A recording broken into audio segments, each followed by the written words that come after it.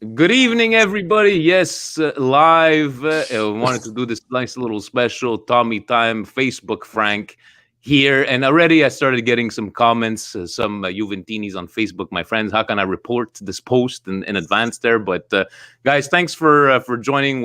I know some of you guys have commented on Wednesday's game. We're not going to be talking not about Wednesday's game. I just want to talk to Frank and Tommy because they're very outspoken about their hatred for Juve, and we're just going to let some time for people to come in. But look, guys, you know what? I'm going to start off. I'm going to start off with me, and then I'm going to go to you guys. Right? Let's take it from the beginning. For me, Vincenzo Tavernese, 40 years old, Milanisti since 87, 88. Juventus was never a team that I hated, right? It was always a team that, for me, it was always Inter. Inter was that team that I hated with a passion. I still hate them with a passion, and I still hate them more than I maybe dislike Juventus. I know that when they were down to Serie B, they were not always, and when they were winning Scudettos in the 90s, they're always like, a good team, whatever. But I think my disdain for them has been a lot more in the last 10 years because of all these Scudettos. And obviously, you're going to hate the ones that are not number one, just the way we're getting hate, as Milanistas, because we're on top right now. But for me, I can never say like I hate. Like for me, it's always been Inter, right? And that's why I wanted to take the time to. I want to pick your brains, guys. I will challenge you if you tell me, they suck because of this, so they bought the refs. I need facts, and we're gonna discuss, right? So yes, I will be the devil's advocate. I need to question you guys, but let's first start off, right? Where did this hatred come from? I'm gonna start off Facebook, Frank. Why the hatred towards where did the story all start off?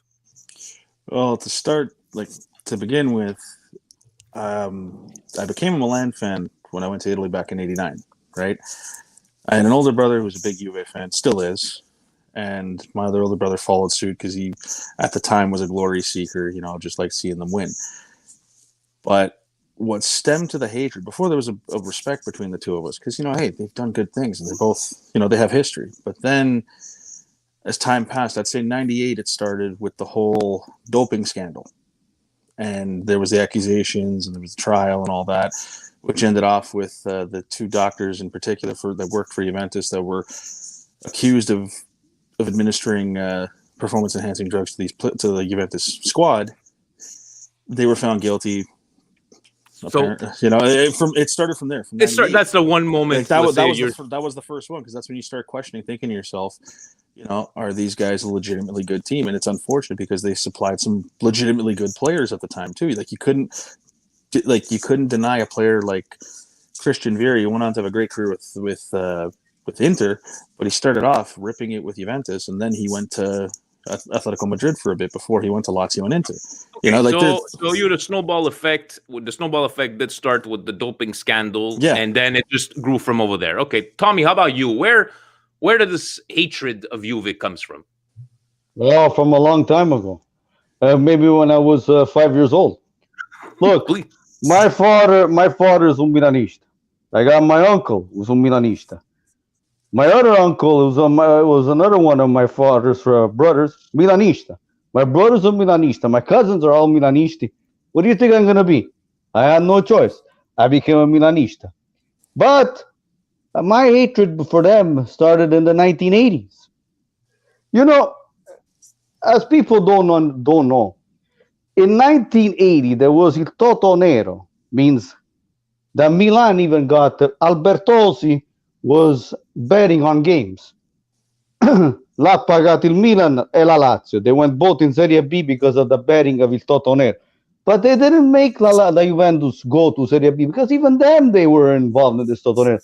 And again, la Federazione Italia Gioco Calcio closes the eyes when Giovanni Agnelli, which was a president back then, was giving them the money.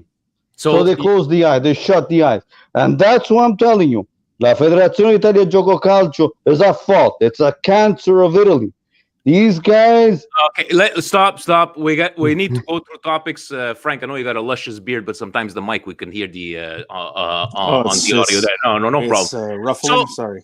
So no, but you know what, Toto Calcio, you're bringing this up, and I know people were saying Toto Nero. It was a Toto Nero. Toto Nero with the betting, and I know that people were saying like back in '82 with the World Cup, there was a scandal in Italy. We won the World Cup in that thing, and same thing happened in 2006. Now, I'm not going to pretend that I followed the Calciopoli, from A to Z. Why is it that I'm going to ask you guys this, right? Why is it that, okay, Juventus got caught, right? They got relegated to Serie B, but sometimes we tend to forget that, Milan got the points deducted. My beloved Regina got points deducted from that time. Why is the blame? Why is anybody just talking about Juventus? Frank, how about, what do you think about Calciopoli, or about some facts that you remember, or how did you see Calciopoli? Honestly, that was another thing that really started to reinforce the hatred. Was you heard about the accusations, Juventus, stuff like that. For me, it started. I was watching in the mid '90s, and it wasn't. I was younger, and I'm younger than you, Tommy. So I was watching in the mid '90s, and I didn't see too much of the match fixing. I saw Juventus when they were on a decline and starting to come back up, but then Calciopoli came around, and and you started to watch games in the 04-05 season and the 05-06 season. You're like, what the hell's going on here? You're seeing how Milan games are being affected, like Milan versus Siena in 05. That a legitimate goal got called back. We managed to lose to Siena. Milan versus Brescia in 05, right before we played Juventus. Both those games. The one against Brescia, Milan scored a winner, got called back, and we tied 1-1 with Brescia and then magically lose. Then we played Lecce, and there was questionable calls in that game. And then the 3-3 against Parma that gave them to the title. There's always something. And for me, a lot of people say, oh, well, why don't we refer? Well, they took first place. You got your hands caught in the cookie jar. It happens. And I'm starting to liken these Juventus supporters to Trump supporters that they deny and say fake news. Let's not get political here. I'm not getting political. Getting political. But on culture, no, I know what you're trying to get, like fake news, and people were saying this. But so go ahead. But I can refer to back in 2008, a book came out by a Canadian investigative reporter, worked for CBC, named Declan Hill. He was doing an expose on match fixing in hockey. He was talking to a Russian match fixer, and the guy said, no, I make money off the soccer. He went further and went deeper, and he looked into different match fixing scandals throughout the world that go all the way to Malaysia, all that, Southeast Asia. But then when it came to Calciopoli, in both of his books, one that talks about the story, the other one that gives a play-by-play on how you can fix matches. I don't read anything about Milan, Lazio, Regina, any of them. All you hear about is Juventus. All you see is the transcripts from Moggi talking to the referee designator saying, hey, you got to do this for me with Ajax. You got to do this for me for this game. That's all you see is Moggi and Juventus. Is it any shock that Moggi, Girardo, and Betica all resigned as soon as Juventus won the Scudetto in 06? That they were crying tears because they're leaving the team. They knew that their time was up. Mr. Gianni Agnelli passed away. He didn't have the same control he had before because he was gone. Juventus didn't have the same control they had. The party boy Lapo Elkan, his relative, half son, I believe, or half nephew, he was too busy snorting cocaine with transvestites, which is proven. It's not hearsay. It's proven. He got arrested for that. He was too busy doing stuff like that, being a party boy, and Juventus took a decline and they got hit. Meanwhile, you say that to a Juventus supporter, and they say to you, "Oh, prove it." There's proof. You can even YouTube and hear. And that's what I want to talk about today. Like proofs. And you brought up some things, some books being read and written. Tommy, let's say, how did you visualize the Calciopoli, and what did you think of all what was going on from there? Look, it was for years. For years, they were talking about Moggi. What he did, the scandals with two phones in his hands, and he had two the SIM cards that were from Switzerland, and he was using those SIM cards because he thought he wasn't gonna get tapped. But he kidnapped the referees, bribed people, bribed refs, bribed officials, It was too much. They went to Serie B because the proof was too much for la Federazione Italia Gioco Calcio to turn a blind eye, even though if they wanted to help them, they couldn't. Matarese was even involved in this, and he couldn't have done anything to help them out because it would the evidence came out too much. It's just too much evidence. If they were going to stay in Serie A, it was going to be una barzelletta, which I'm sorry to say, but la Federazione Italia Gioco Calcio has become una barzelletta because of La Juventus. Do you really think that Juventus in the last 9 years, 10 years that they won so much Scudetti, nine Scudettis in a row, you think they weren't bought? You're going to come and tell me that these Scudettis were not bought? Okay, Tommy. Okay, these 9 Scudettas in a row. And now I'm going to throw it to you, and then we're going to go back to Frank. These 9 Scudettas in a row. Am I going to sit here and say, dubious calls throughout these 9 years, but why would these Scudettos need to be bought if the rest of Serie A shucked the shit for the last of 9 years? What purpose would there be for Juventus to buy games, right, when there wasn't needed? What season were they battling until? Well, because of l'andrangheta. You know as well as we do that la curva Juventina, whatever, the tickets were sold by l'andrangheta. Now, this ignorante, the Agnelli, the new, he says, no, but he's a corrupted guy. That the basic thing is that Juventus had to go to Champions League. They're still wanting to win La Coppa dei Campioni that they won in 1996 by given to them by the ref. Even back then, even that game was given to them by the ref.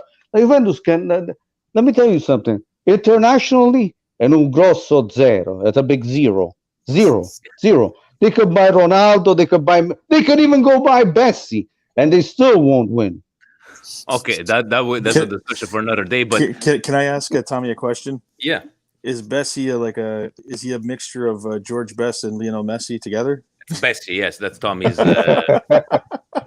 Frank, how about what do you answer to that? It's like people want to talk about Scudettos, but I don't see how. Like for me, it's your favoritism, whatever. But once again, it's not like the Serie A has been a 2-horse, 3-horse, 4-horse race in the last 9 years. So where do you guys come off for saying these matches are bought or the refs are bought? Please elaborate. Well, I look at 2012 in particular. Everyone says the Montari goal. Yes, it was an egregious call, but we forget when Milan played Fiorentina in the first half of the season. Clarence Seedorf scored an absolute beauty that would have put Milan within 1 point, even though they started slowly. They would have been within 1 point of Juventus. And it was called back on an offside call that wasn't there. Then there was the no-goal call against Catania in March of 2012 that would have got Milan a little bit of an advantage after they played Juventus, because Juventus kept tying. Yes, they went undefeated, but they were going to be the next Perugia. That they kept tying every game. You can go undefeated and tie as much as you can, but they were, it's not going to get you the points. You had that game in particular, a legitimate goal called back. It's there's that. And then you say, oh, well, how can you say bought games? Well, how can you not? They did it when they had a pretty star-studded squad in 2005 and 2006. They had a young Ibrahimovic that was tearing it up. Why did they have to buy games then? Why did they have to match fix then? It will all see. That's the downside. Well, we can't talk about the quality of those years. No, but I'm saying with their actions, okay, you can't help but question the results. You can't. It's one of those where they have a track record now. Okay, like I hate to say it, if someone commits a crime, say for instance, you hire me to work for you, right, and I have a criminal past. You look in the till at you work at Videotron, right? Mm-hmm. Okay, so you look in your till at Videotron, you see about $200 missing. Who are you going to go to first? The ex-con, correct? Yeah. It's not right. But it's not right. It's not right, and I don't really agree with it either. But because of the fact that they have a track record, you can't help but think that and think maybe this guy, maybe he did it, even though it could have been the innocent little teenage girl that you hired that you thought was going to be a sweetheart, but meanwhile she just ripped you off $200. Just because the team has talent and all that doesn't mean that they're not guilty of doing something nefarious. You can only polish a piece of shit so much; it'll still be a piece of shit. Well, okay. So, guys, I'm trying, I'm really trying to figure out where, let's say, your hatred is coming from, and you're basing yourselves on facts. You're talking about books. Tommy, let's say even yourself, right? Why can't let's look at Milan this year, right? They did it. Look, they did it. They did it even on Wednesday. No, but hold on. You're gonna tell me that Tonali got a red card that wasn't deserved. And you know why he got a red card? Tommy, you know why he got a Tommy, that wasn't deserved. Even a La Moviola, they said it was a yellow, not a red. Look, but you know why they gave him the red? Not because not to make him play against Tommy. Juventus. Save it for Monday. Monday. Let's not talk about Wednesday's game. What I want to ask you is that let's compare Milan this year. Okay, so Milan this year is in first place. A lot of people have been saying that from the outside, right? Oh, well, look at all these penalties Milan is getting. Look at these favorable calls Milan is getting. And us, we're turning around. It's like Steve was saying on Monday. It's like, but go to the rest, right? So why is it? I could understand Juventus fans getting attacked from left, right, and center. So these dubious calls a la Montari. And let's not forget, boys, when we lost to Juventus, we were still first after that game. And it's against Fiorentina, like you were saying, that we had every opportunity to win, but that's besides the point. But why can't these be coincidences? Because, again, I have a hard time believing that Juventus bought these games when there was no competition. Whether they were buying games or not, right? Nobody in Serie A was gonna bring put them up to a fight, Tommy. I don't know, like for you, like I know you're saying from Calciopoli, from Totonero, this and that. Like I know you hate them, but once again, put yourself in their shoes right now. Look. In 2016, we saw it. Il Napoli had to win that championship, not the Juventus. But then again, they got called. They got two red. I think they got one or two red cards against the Fiorentina. They lost the game, and then they lost first place. Red in a penalty, and Juventus took it. Exactly. That's why. But if we look a lot of things are going this way. Juventus, believe me, Mia. It's like Sacchi said. Quando sei squadra in Italia, there's no such thing. You have to be una squadra all'estero. Well, Juventus è una squadra in Italia. But come and ask, and then I'm going to ask them this question. If you won so many championships in Italy, how come when you go to Champions League, non vai un cazzo? But that's redundant right now, right? Wait, redundant. 36 anni che stanno sempre. They robbed two Champions League. They robbed them. How many Scudettis they have? I don't even know anymore. 36, 38, 30. I think they doubled them up to 50. Yeah. I think they times them by 2, so now they're up to 50. I don't know. So you guys don't see Juventus doing anything good in Champions League this year? Maybe not a COVID Champions League playing Lyon, I think, or no, they got Porto. No, they got Porto. Sorry, you don't see them doing anything. And I hope Porto eliminates them. The thing is, even if they get past Porto, which they most likely will, they could still draw Bayern, and Bayern could wipe the floor with them, and they could still draw even Madrid. Even though Madrid's on the decline, they could still probably beat them, and Liverpool's still strong too. Like you have Bayern will wipe their ass with Juventus. Believe me. If they face Bayern, we've seen a lot of things happen right in Champions League. But if we, I just wanted to understand, saying like you guys, you were talking to me about books, Frank, that you've read about all these things, and these are all facts. Now you talk about Moggi, but isn't it just easy to talk about Juventus, match fixing, this and that? It is, but when you're seeing evidence of it.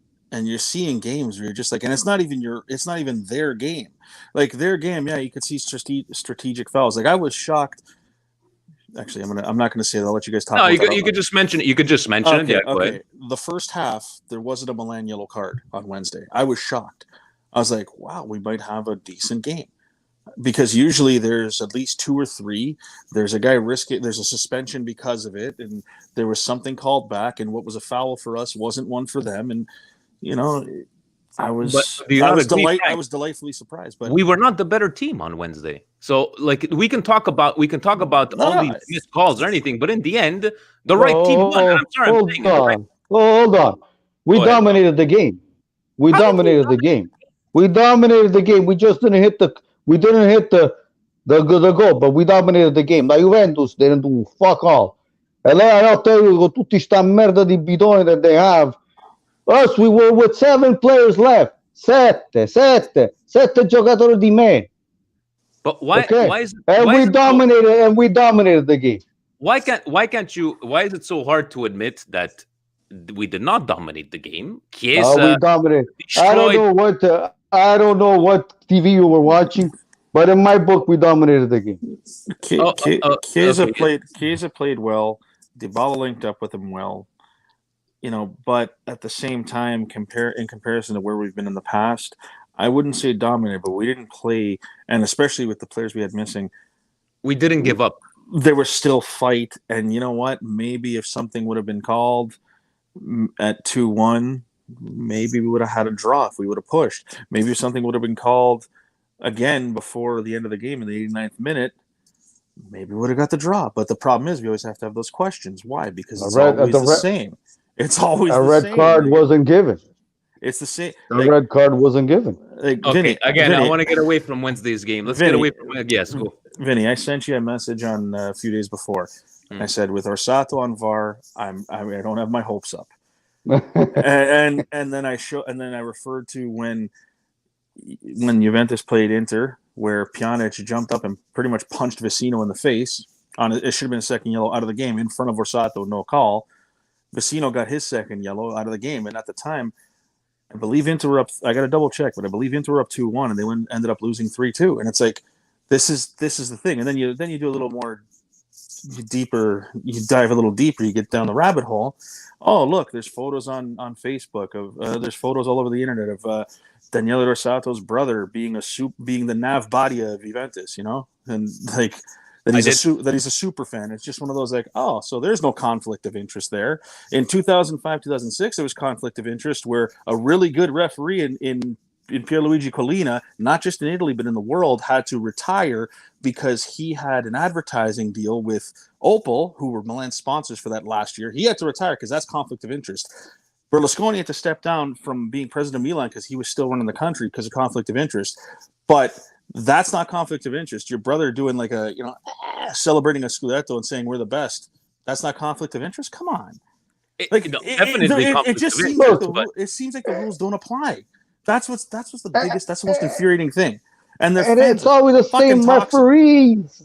And it's always the same referees. It's always Orsato, and it's always the same guys. That when there's a game of Juventus, well, they're gonna call something against the other team. It's sempre gli stessi. So you guys, you're telling me. So Tommy, you're telling me that Orsato and friends are somewhat Juventinis at heart, and they're trying to do everything. Then I would say I'm gonna start believing them when they're gonna start bringing in foreign referees that can't be bought. Then I'll start believing if they win. I don't think it's Juventini at heart. I think it's you don't want to bite the hand that feeds. Once again, I mentioned conflict of interest. At one point, who was sponsoring the AIA and paying those referees? Fiat. Yeah. Who's the biggest sponsor of the Italian Federation? FIGC. Tommy, can you answer that one for me? La Fiat. Thank you very much. La Fiat. But there's no conflict of interest there. Come on, like if this was North America, you'd have people like trashing cities because of shit like this. And these guys, it's just constant. And that's what's the most infuriating. And like I said, I whispered out quickly. I'm like, and the worst is the fan base because they're toxic. For them, it's just, oh no, we win in the field and fino alla fine and all that bullshit. It's like, oh, go to hell. That's why you can't do anything outside of Italy. It's been 25 years. On November 26th, I remember it. November 26th, 1996, Juventus beat River Plate for the Intercontinental Cup. I remember because it was my older brother's birthday. He celebrated that and them winning, right? That was the last international trophy they won. You have some people say, "Oh, we won the Intertoto Cup." I'm sorry, but when you win a championship that gets you when you win a qualifying round to get into the UEFA Cup at the time, and 4 other teams won it, that's not a championship. That's a participation badge. Okay, they haven't won anything outside of Italy in 24 years. It'll be 25 years if they don't get into the final and win the Champions League this year. It's 25 years. Okay, I just want to say something. Yes, I just want to say something. Yeah, it's not about Juventus. But Facebook Frank, and I'm luckily that he's there and he could actually. I want to know his opinion about something. Okay. In '86, in Milan I wasn't born was yet. a, Oh no, but in '86. I was only 2. Sorry, I was only 2. Well, maybe Vinny could read on this one. In '86, il Milan era in fallimento. Yeah. Okay, Yeah. Farina owned 50 miliardi, which today is 25 million euros. Yeah. With a bank, he wasn't even paying the players anymore. He couldn't hang it up. Thank God that Signor Berlusconi came up and bought Milan, because if he wasn't going to buy Milan, you know where we were going to be? Third time in Serie D. In Serie D. Actually, yeah. Dilettanti. That Just means all the champions. Oh, for some people that talk bad about Berlusconi, believe me, that's why he went with his heart. He didn't make them go to Serie D and just buy them after for peanuts. No, he took them, he paid off the loan, he paid off all the debts, and he went and buy 10 or 11 giocatori. And he came in with a gallant, everything with the helicopter on and San Siro with 10 or 11 players brand new. And in 2 years, for a team that wasn't going nowhere, he bought them at they were in 8th place and they were only going down. In 2 years, he brought them to becoming world champions. Not once, twice in a row. So for people that talk bad about Berlusconi, before you talk bad about Presidente Berlusconi, facetevi calcoli prima che parlate male di Berlusconi. Because if Berlusconi wasn't going to buy them, al cazzo, we were going to win all those trophies. So if somebody wants to spit on a plate where they already have eaten, so cazzi loro, my friend. But you don't do that. Historical lesson there from Tommy Tom. Yes, we were going although yes, Frank. Although 86, yes, but they won the Champions League 3 years later, not 2 years. Yeah, but and they won the league in 88. They won the league. But even that when he took over a year later, 87, they made UEFA Cup, which no one expected either. And this was a team, like you said, that was going bankrupt and players wanted out and all that. But hey, let me ask you, we always joke around, guys, that as an Inter hater, I cannot hate Zanetti. Zanetti for me was that one player that, I couldn't hate the guy, so class, and respectful, even towards Milan, Maldini.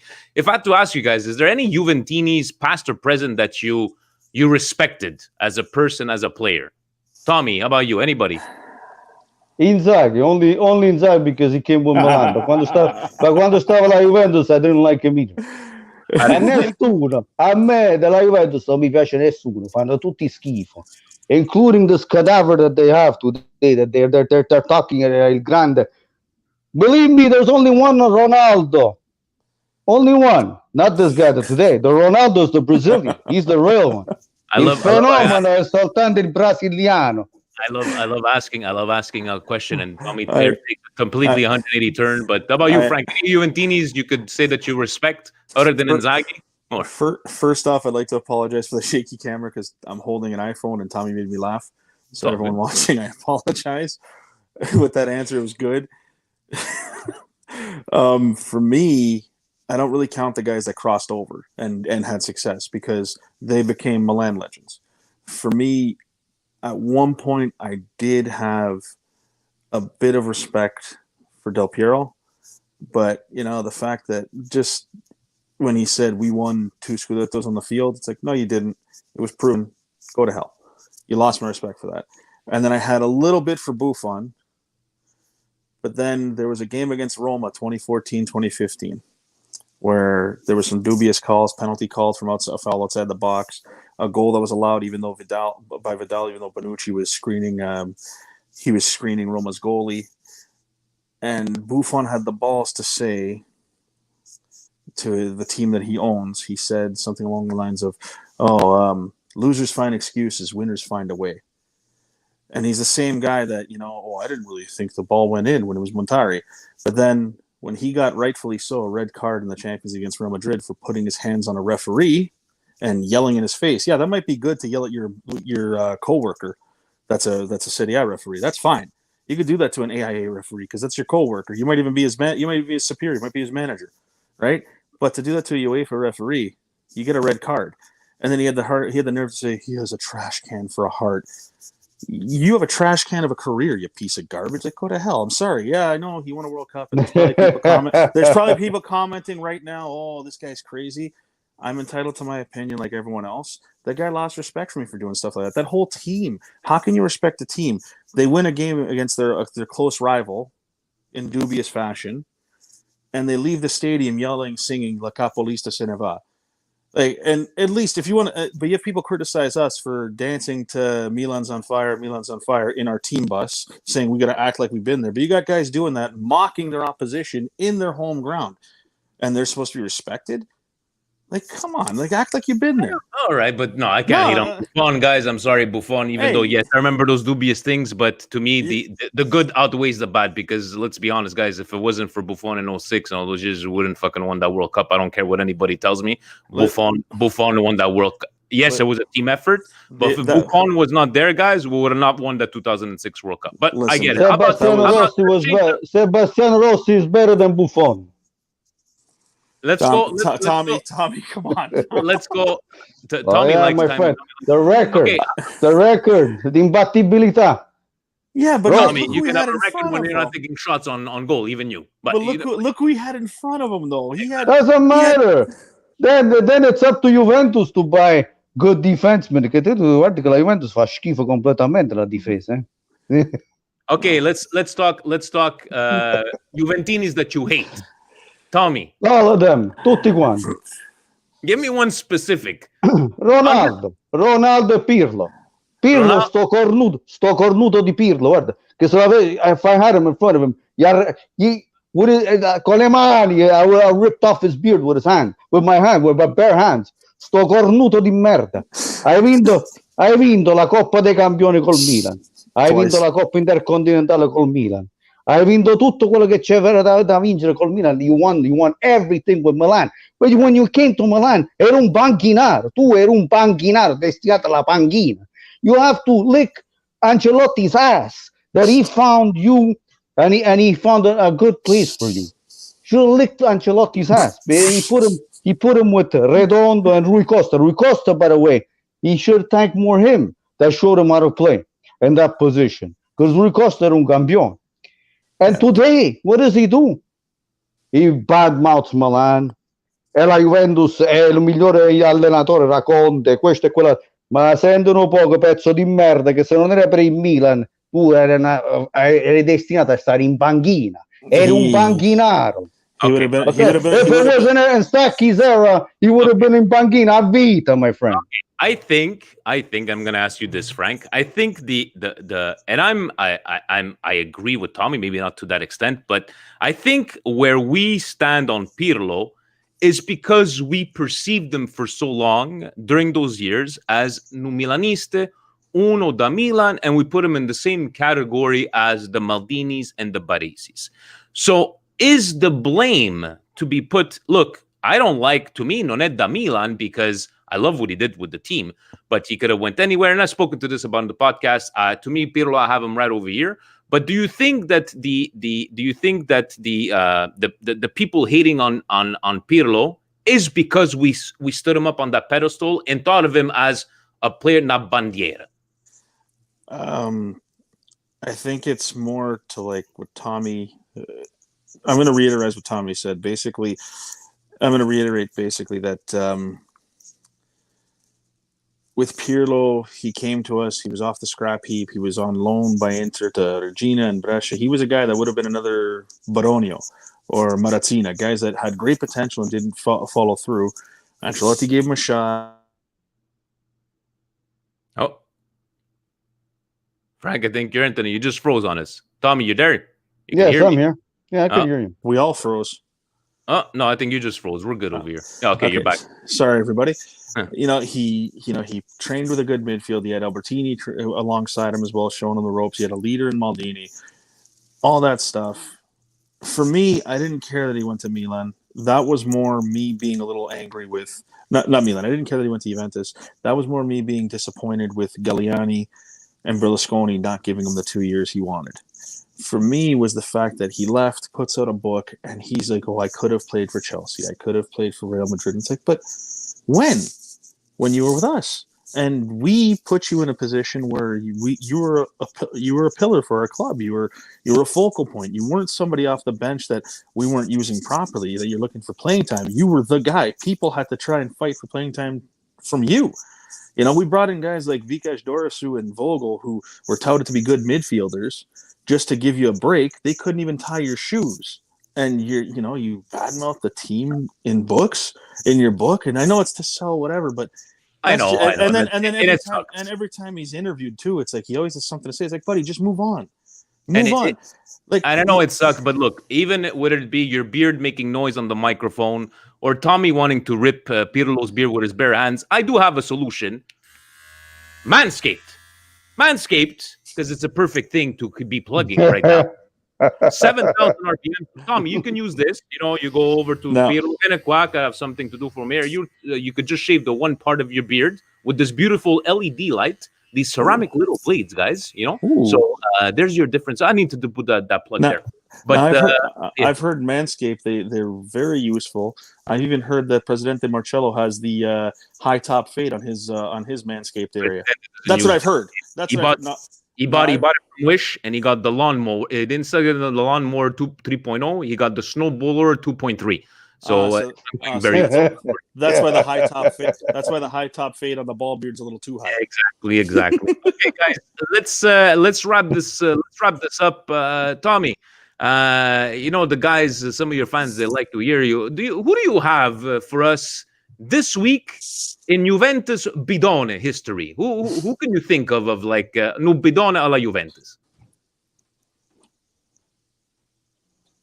Promo code Higuain, un gran bidone, but this guy came to Milan. Well, I don't know, to Juventus or Milan, but whatever he went to, with high hopes. Un bidone fascista. Let me tell you something.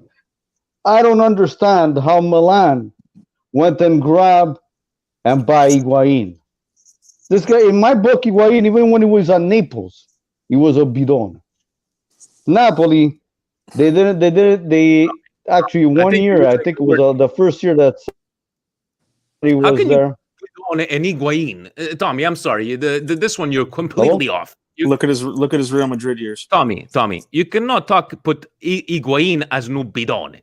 Give me a De Sciglio, give me a Matri. Un bidone. Che ha fatto col Milan? No, che ha fatto col Milan? No, I'm asking you for della Juventus. He could have scored 50 goals in Juventus. I don't care about Juventus. He could have scored 50 goals with Juventus. Me, I'm talking about al Milan. Che cazzo ha fatto questo? Niente. Si ha fregato soldi e non ha fatto un cazzo. Frank, how about you? You want to know? Not a bidone la Juventus. For me, un bidone è Ronaldo. Stu faccia di merda. He looks sempre una ballerina. When he scores a goal, he does the ballerina there. What are you, a woman or you're a man? I'm not even going to get into it. Frank, how about you? Juventus history. The what, that played for both teams? Oh, anybody that you could think was. Yeah, I'm going to go with Krasic. Remember that guy Krasic? You mean the next Nedved? The next Nedved. What a next Nedved. The guy that we heard about. I had my brothers send me a text message. We got the next Nedved. And guys, we grabbed the next. Let's be honest. We are in no position to make fun of Juventus's bidoni because, let's be honest, we've had our fair share of bidonis in the last 10 years. But Frank, you, then Krasic is a good one. You guys got to give me that much there. That's a good bidoni. I got two better ones. What about Timendi?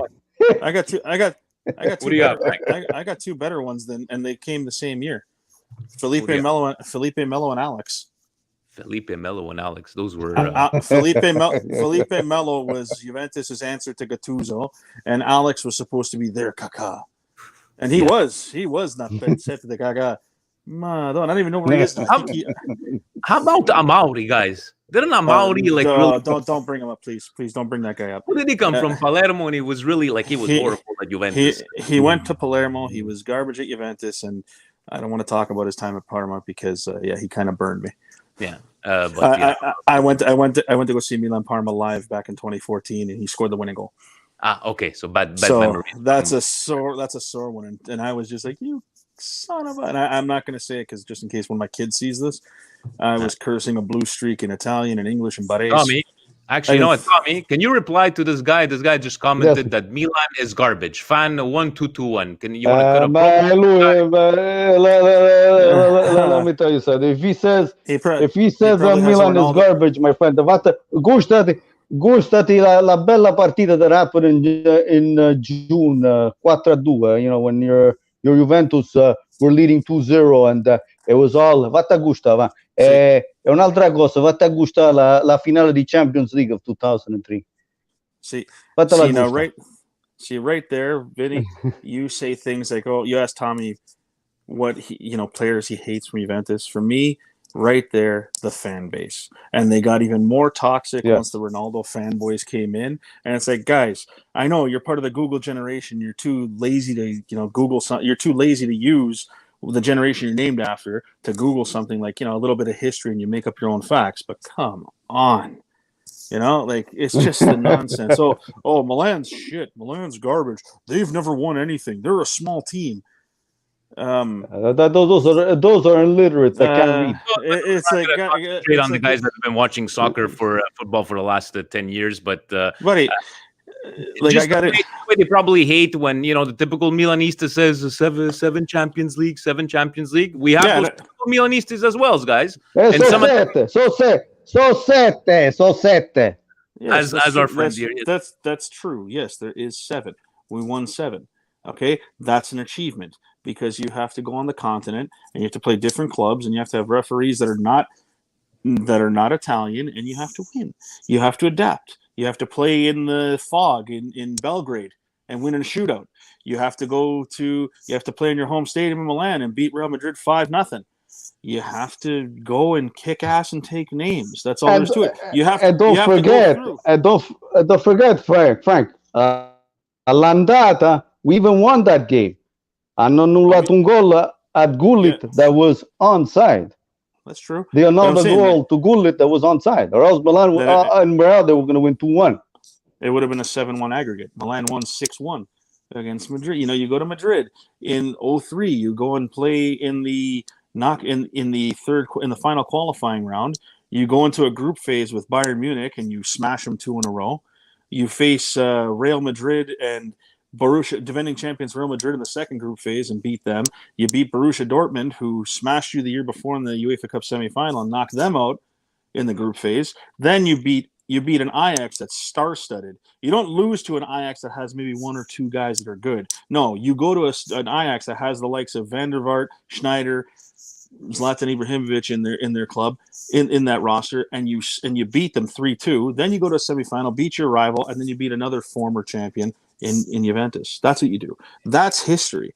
You go and take on teams and you take them on one by one. Well, one thing I could say too. We're not the ones that lost to Barcelona in the final. No, we smashed them. We beat Barcelona in the final. We smashed them. They lost. We're talking about different eras. Yes, we're definitely talking about different eras. You know what? Listen, that Barca in '94 was badass too. Okay, they had Romario, Hristo Stoichkov, they had Pep Guardiola, they had Johan Cruyff. That team won a Champions League 2 years before against Sampdoria. Who were very young and star-studded. They won, and they were being touted because we didn't have Costa Curta and Baresi due to suspension. They're being touted as the next champs. And even Capello said he was kind of worried because he didn't want to play Desai as a central defender. And, he was worried they might lose. They smashed them. Okay? When Masato came to Toronto, your old boy Frank here showed him 2 things to sign. One was the picture of him and I that we took back in 2007 when he came with the Champions League trophy. And he looked at that and laughed. He looked at me and said, "What the hell happened?" Because I've gained on the poundage. But then the other thing he signed for me was the program from the '89 final, from the '94 final. And he looked at my other programs I had. I had every Champions League final that Milan won from 63 to 2007. I had him sign the 94 final. He was looking at the 89. I go, no, solo questa. He goes, perché? I go, perché quella è la finale tu sei vinto. Because he popped in 2 beauties against the team that we were supposed to lose. Beautiful. The first 2 goals. Guys, yeah. I have a little surprise for you, and the only reason that I'm doing it because I tried it in the past and it actually went. We're gonna finish off with this one. Are you guys ready for your little surprise? We're gonna finish off on it's still Juventus related, but let me just pop it up over here, and here we go like this. Here we go like this. Here we go like this, and let's take it back to at least the beginning, guys. And I look at these images, guys, and look at both teams. Look at the players on both these teams. 2003 Champions League finals. And who won that again? We all know who won, right? Exactly. So we're just trying. I could even quote JP De La Camera from ESPN in that final when Shevchenko took the shot. He just said, with this shot, a goal and Milan win. And then he ran into the arms of Dida, and you saw little Del Piero shedding his tiny tears, with his little Adidas Predators, and he could predator Rukats. Okay, congratulations. You lost your, what was it for him? His 3rd final? Yeah, his 3rd final, because he lost to Borussia Dortmund, lost to Madrid. Let's just look at these players, guys. Let's look at this is. I think probably Gio in the comments probably has this jersey. I actually do have the home and the away and the 3rd, but they do not fit. Who was Juve sponsor at this time? What was that? So who was their sponsor? The Camoranese Trezeguet Zambrotta. Milan's sponsor was Opel. No, not Sony, I think, or something. No, it wasn't. No, it wasn't Sony. It wasn't Sony. I think it was Tamoil. No, Tamoil was the year before. It was somebody else. It wasn't Sony because they just showed it. Rewind a little bit to when they showed the lineup. It was because the jerseys were made by Loro. I know this because I lived at the time with 2 Juventus brothers. Let's get to time over here. Just show the winner. Show the Shevchenko. We're just gonna watch this for a couple of minutes just to bring us back in a bit of. I know it's not the HD quality, but I missed that little soccer ball in the middle there. But hey, it's better than the quality Juventus have to watch their last Champions League win on VHS. I know we're got these little. I'm not gonna keep it on too long just in case, but even that. Look at all calmness. Look at Seedorf. With those dreadlocks being held in by a nice hairman. Yeah. Sheva. Look at Sheva. Yeah, I think the jersey says Tamoil on it for Juventus. It is. I think so. Yeah, because Tamoil was part owner too. Then they lost that sponsorship when they went relegated to Serie B. Hey, another reason why I don't trust Juventus. At one point, a shareholder was Muammar Gaddafi. Yeah. Montero. Good times. I knew you'd like that one, Tommy. Birindelli. These guys, bidoni dei bidoni. Birindelli, Chimendi. What kind of a goalie was Chimendi? Come on. They are. He was an old man. He was an old man who used to play for Lecce, and they brought him in. They brought him in for a last hurrah. You got to remember, Inter had a guy like Fontana playing. It's not like we had spring chickens. We had Valerio Fiori as our third Fiori. Yeah, I know. The only thing young on him when he played for us was his hair was kind of long. That's it. Yeah, that's it. And it still looked like a wig because it was combed over in a way so you wouldn't see him. He had the Gervinho hairstyle before Gervinho had it. Guys, it's been a pleasure talking to you guys. Frank, I just want to mention you were mentioning about books that you read. Can you just if anybody wanted to really read, and I know that some of them were talking about match fixing in total in all sports, the ones you were mentioning to me before. If anybody wants to read up on this whole match fixing. Well, the two for match fixing. They're both by Declan Hill. They're very well done. One's called The Fix, and the other one's almost like I can't remember the title. I got to look at it. It's long. It's almost like The Idiot's Guide to Match Fixing. So it's international, but it's by Declan Hill, the same guy. And All then right. there's one by John Foote, former, apparently this is what he wrote in his book. He was an Italian pundit from England. That one's just called Calcio. That one I bought. That one I read back in like late 2007. It's a good book, and it really goes into the history. And then once you start reading stuff from the 50s and 60s, and they talk about Juventus and the Agnellis and some of the things they did back then too. And that's once again the wheels start turning, And this is by somebody that's a pundit. He doesn't say, "Oh, I hate Juventus. I'm this fan. I'm that fan." He tells it like it is. He brings up stuff. He brought up stuff that was very interesting and gives you food for thought. But I've heard about that one, but I think the fix. I think like at least it's based himself on facts. It's not like an editorial, so definitely something to check out. It's been out for more than 10 years, right? No, 2008. Well, he put out a second one, I believe, and like I don't even remember the exact year. I remember I saw it online and I picked it up. And once again, it was like an idiot's guide to match fixing, but it was really well written. It was the same thing. Both chapters that he talked about Calciopoli. No reference to anybody else, but you see those transcripts. But hey, according to them, it didn't happen.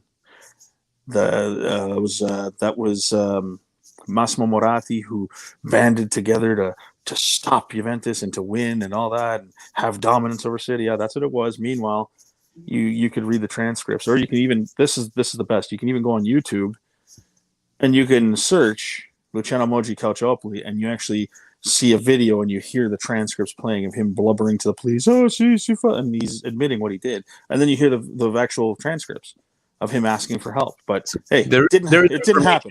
There is information out there, Tommy. I know you've been bottling up. I know you got a bit of a bit of anger out there. Let's finish off with maybe a Tommy rant, right? I know going from the beginning of the season with the Suarez fiasco that he knew the answers to the exam ahead of time, to maybe to you guys the fiasco of Wednesday. We have different opinions on Wednesday, but how are you feeling about Juventus this year? Go ahead, let's finish off with una merda totale, my friend. Da quanto sti Juventini. I'm even think about the fan. Pure i tifosi Juventini sono tutta una franga di merda. Come la Juventus. La stessa cosa che la Juventus. Perché la Juventus, let me tell you something. Il Milan quando ha vinto, they used to win with pride. They used to get out of Italy. They used to go in the Champions League, and they brought Italy to the top of the culture. Unfortunately, Juventus goes to the Champions League. What do? They lose, and then even their fans, it's because of this, it's because of that. Questo e quell'altro. Sentite ragazzi, take it from me, change team. Go to become fans of Milan with pride, because if we're gonna go back to the Champions League, we're the ones that are gonna boot Juventus out of the Champions League. Milan will throw them out. There is good Juventini fans out there, and I'll tell you one thing. I utmost respect the ones a la Lenny Clinton from Chicago. Some of our friends here, Juventini. No, I'm not talking. I'm gonna say. Let me rephrase this. I'm gonna say the ones that don't appreciate Italian, that don't appreciate. Look, it's the mute button, Tommy. There are some toxic ones, yes. But what I was trying to say is that I respect the ones, especially Juventinis, that did not go away when they went to Serie B. The real fans. And that you have to respect because they followed their teams. And let's be honest, guys, if this Milan fan base was transformed back into 82 when we went to Serie B, half of them would have went off the ship. Right? Hey, I was there. I was there in 82. I was a Milan fan. I remember 80. Actually, it was 81. L'81. L'82 we were in Serie B. In 83 we came back to Serie A. And we bought quell'Umbertoso di Bilisset che non ha fatto un cazzo. I was still in production in 82. I wasn't released until 84. So what I'm just saying is that I know and everything, but there's a lot of good Juventus fans out there that will call it as it is, right? No, if they go into the history books and they tell me and they tell me that yes, Milan is better than Juventus, I respect them. But if they don't, in the history books, but in the last 10 years, we cannot say that. Ha fatto schifo la Juventus ha vinto, se l'ha rubato scudetto. Ok? That's it. Like I said, they have nowadays. It's easy to have toxic fans. Yeah, You know, it's very easy. You got these keyboard warriors. I remember there was something on IFTV. They put something up on Facebook. I made a comment. One guy made a joke because I go, buddy, at least you know. I remember watching Milan win a Champions League. Were you even born yet? I said something along those lines, and the guy mentioned something. He goes, "Oh, by the time Milan gets to the Champions League, Frank will die of a heart attack." And I was like, "Hey, buddy, why don't you go fuck yourself? I got 2 kids. Like, what's wrong with you? You know, I know you're a keyboard warrior, but here's the best part: guy sends another thing, private message, and then blocks me. I'm like, dude, are you serious? At least have the balls to take a rebuttal. You know, I'm sorry if it pisses you off that hey, we got 7." And my out of shape ass has held that. Milan's won so many Champions Leagues that I got to hold the trophy twice in my lifetime, as many times as their precious club. And I say that every time. I got a nephew that he's a little ball buster. He's a good kid, but he's a little ball buster. He's like, oh, hey, Zio, how's Milan doing? Huh? How's Milan doing? I go, hey, his name's Michael. I go, hey, Mikhail, can I tell you something? He goes, yeah. What's it like to win the Champions League? Oh. You don't know what it's like. Hey, unfortunately, Frank, it's the only thing that we can say. Hey, Mike. Hey, Michael. What's Zio holding in these 2 pictures? You know, it's. But anyways, it's nice little banter back and forth. But Tommy, to all these Juventini, I'm gonna tell something. Whatever the finale of 1984, there with Laisel, and if they could have actually admit that foul that Boniek had was a meter away from the penalty box, a meter and a half away, well, then I'll have respect for them. Because let me tell you something, that was given to them because of last tragedy that happened at La Isel. But Tommy, if us, we never had that. Our Champions League, Hazel was a whole different animal. And we're not going to get into a lot of people, even Juventus players, even agreed, like have said privately, listen, it was kind of given to us because of what happened. You know, yeah, but these guys apparently the fans, they say that they won it with pride and they won it on the field. But what did you win on the field? Those 4 people, there's 38 people, Italian people that lost their lives. Che cazzo avete vinto? That was given to you. Even post this comment on your live. If I had to choose between Milan and Inter to win Serie A, I would choose Inter. Honestly, as a Juventino, really? You would pick Inter over Milan? That's a first. I think Juventus and Inter really hated each other, but I guess not. Just the way. Linder ha fatto talmente bene that they got out of the Champions League, ha accappato un paio di coglioni. In the end, guys, we have an open Serie A. We love it. Thank you for coming on. Thank you for at least trying to have a conversation. Tommy, I know I love your rants, and that's why we can have you on like every single week, because you would just, lose your mind, and then you have a heart attack. You have a new kid. You gotta be up and about. And Tommy, don't worry, my kid is Milanista. There we go. I saw the pictures already. Milan fan, but guys, let's see. Okay, Mike, you'd rather Milan win. Okay, thank you. I was fixing that up. Thank you very much for that. And he says, "Fuck Inter." Yes, even me. I'm like Pat, fellow Milan Club Toronto. There, same thing for me. There's always going to be Inter for me to hate, because my Inter hate has been constant throughout the years, to the point where I was in Milan in 2011. We won the derby to win the campionato. We went to a golf course with my cousin Johnny's uncles from over there, and the golf course was attached to Appiano Gentile. I walk in with my polo of Milan. They would not serve me coffee. My uncles had to come. Hey, guys, it's my nephew from Canada. He doesn't know anything. Okay, give me a coffee. I get onto the golf course. No. Security guards come and grab me. Non si può camminare qua. Oh, it's my nephew. So when they took me in front of the Appiano Gentile gates, I spit on the gates. This is the kind of hatred that I have for Inter. But there is some Interistas that are Francis. But Vinny, you're talking to the same guy. When I went there in 2014 to watch Milan play Parma, I did the stadium tour the day before. I went into the little tour, and someone said, because they have a basic round bench. That's where they film, and they have all the Scudettos up on the top of like over the bench, like whatever years they won. And somebody asked, "Oh, what Scudetto does Zanetti sit under?"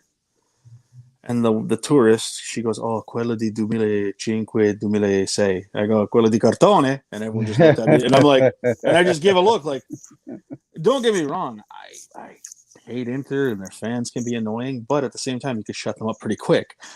It's But just, again, I don't blame Inter because not Inter was there, hand me the Scudetto. They gave it to them because of the whole situation. no, right? but I'm saying I had the balls to say quello di cartone, and I had a bunch of eyes looking at me. It's like, buddy, facts are facts. You didn't win on the fucking field. But with Juventus, there's more of a disdain for them because of the things that they do.